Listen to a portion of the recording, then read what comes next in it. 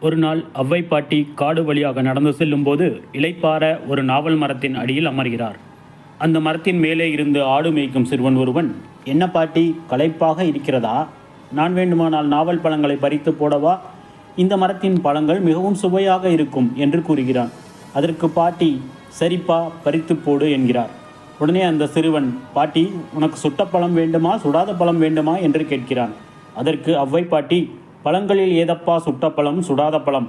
சரி, சுடாத பழமாகவே பறித்து போடு என்று கூறுகிறார். உடனே அந்த சிறுவன், சரி பாட்டி என்று கூறி சில பழங்களை பறித்து போடுகிறான்.